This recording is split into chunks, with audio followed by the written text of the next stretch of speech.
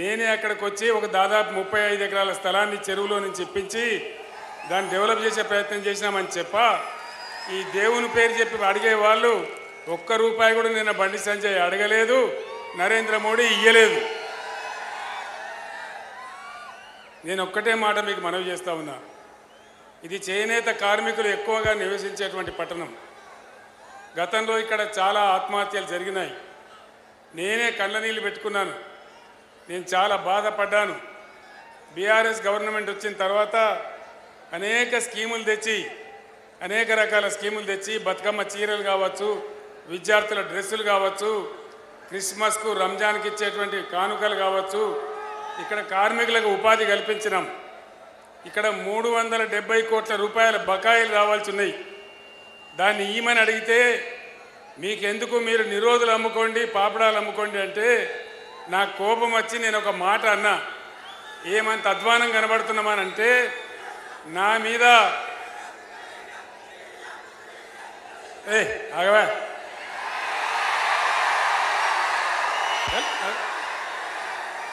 ఆగవా బుద్ధిలో ఆగు. ఇటు మనోడేనా ఇంతకు?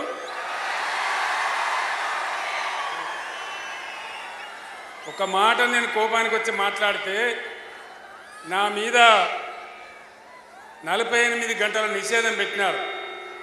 కేవలం పద్మశాలి కార్మికులను, చేనేత కార్మికులను అవమానించిందని నేను కోపంగా మాట్లాడితే నా మీద నిషేధం పెట్టినారు. మీరు గమనించాలి, దేశంలో మొట్టమొదటిసారి చేనేత మీద జిఎస్టీ వేసిన మొదటి ప్రధానమంత్రి నరేంద్ర మోడీ. ఏ ప్రైమ్ మినిస్టర్ కూడా వేయలే. అన్నీ తీసేసినాడు. చేనేత కార్మికులకు ఉన్నటువంటి ఇన్సూరెన్స్ కానీ ఇంకా చాలా స్కీములు ఉంటే అన్నిటినీ రద్దు చేసిన మనిషి ప్రధానమంత్రి నరేంద్ర మోడీ.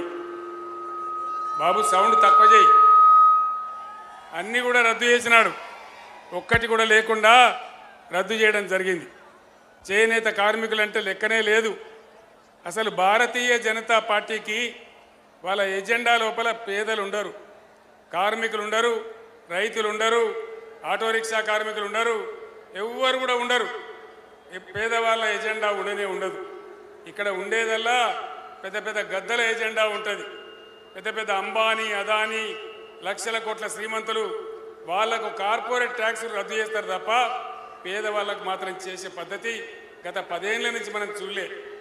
10 ఏళ్ల కింద నరేంద్ర మోడీ చెప్పినాడు, నేను గెలిస్తే విదేశాలలో ఉన్న నల్ల డబ్బు తెచ్చి మనిషికి 15 లక్షలు ఇస్తా అని చెప్పినాడు. సిరిసిల్లలో ఎవరికైనా వచ్చినాయా? వచ్చినాయట కదా సిరిసిల్లకు. బండి సంజయ్ తెచ్చిచ్చినట కదా, రాలేదా? 15 లక్షలు రాలే, 15 రూపాయలు రాలే. సబ్కా సాత్ సబ్కా వికాస్ మోడీ డైలాగ్ ఏమన్నా అయిందా? అమృత్ కాల్ వచ్చిందా? అచ్చే దిన్ వచ్చిందా? ఏమి రాలే. బేటీ పడావో బేటీ బచావో ఏమైనా వచ్చిందా? జన్ధన్ ఖాతా ఏమైనా జరిగిందా? అంటే ఏమి కాలే. అంత వట్టిదే గ్యాసు ట్రాషు, డబ్బాల రాలేసినట్టు ఊపుడు తప్ప ఏ పేదలకేం జరగలే. ఉల్టా ఇక్కడ జరుగుతూ ఉంటే దాన్ని తీసేయడం, గోల్మాల్ దింపడం తప్ప ఎవ్వరికి కూడా న్యాయం జరగలే. గొల్ల కుర్మలకు గొర్రెలిస్తూ ఉంటే దానికి అడ్డం పడ్డారు. ఏ ఒక్క స్కీమ్ కూడా లేదు. అంటే బీజేపీ అబ్కి బార్ 400 పార్ అంటున్నారు. నేను చెప్తా ఉన్నా మీకు, ఒకవేళ మోడీ గెలిస్తే, బీజేపీ గెలిస్తే 400 పార్ గ్యారంటీ అవుతుంది. పెట్రోల్ ధర, డీజిల్ ధర 400 దాటుతుంది. అంతే కదా? మోసపోతే గోసపడతాం. జాగ్రత్త అని నేను మీకు మనవి చేస్తా ఉన్నా. ఇక్కడ ఉన్నటువంటి కాంగ్రెస్ ప్రభుత్వం అలవిగాని హామీలు ఇచ్చి అరచేతిలో వైకుంఠం చూపెట్టి ఇష్టం వచ్చిన మాట చెప్పి వాళ్ళ నోటికొచ్చిన వాగ్దానం చేసి గద్దెకెక్కిన కాంగ్రెస్ ఒక్క హామీ అన్న అమలు చేసిందా? మహిళలకు 2500 వచ్చినాయా? 2 లక్షల రుణమాఫీ అయ్యిందా? కాలేదా? ఏది కాలే, ఏ ఒక్కటి కాలే.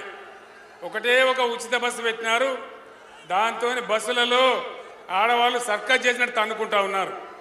ఆటో రిక్షా కార్మికులేమో రోడ్డున పడి అన్నమో రామచంద్రాన్ని ఏడుస్తూ ఉన్నారు. ఏ ఒక్కటి కూడా జరగలే. మొత్తం రైతాంగాన్ని వంచి రైతు బంధు వచ్చిందా? రాలే. పాత 10,000 కూడా రాలేదా? అంటే రాదు కూడా, అది జరగదు కూడా. ఈ విధంగా రైతు బంధు రాలే, నీళ్లు రాలే, కరెంటు రాలే, మరమగ్గాలు మూలబడే పరిస్థితి, చేనేత కార్మికులు చచ్చిపోయే పరిస్థితి, ఎవరిని కూడా ఆదుకున్న పరిస్థితి లేదు. అటు కార్మికులను కానీ వాళ్ళు ఇచ్చిన 6 గ్యారంటీలు కానీ ఏది అమలు చేయలే కాంగ్రెస్ పార్టీ. దయచేసి నేను మిమ్మల్ని అందరినీ కోరేది ఒకటే, మీ అందరు కూడా ఆలోచించి ఓటేయాలి, ఆగమాగం ఓటు వేయద్దు. ఓటు ఎప్పుడైనా సరే ఆలోచన చేసి వేయాలి.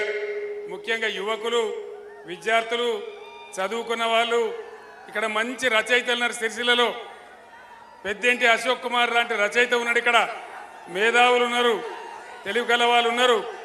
మీ అందరినీ కూడా నేను కోరేది, నేను ఇక్కడ మొత్తుకోబడితే నువ్వు అక్కడ మొత్తుకోబడితే ఏది మంచిగా పట్టాలి? ఆగాలి కదా.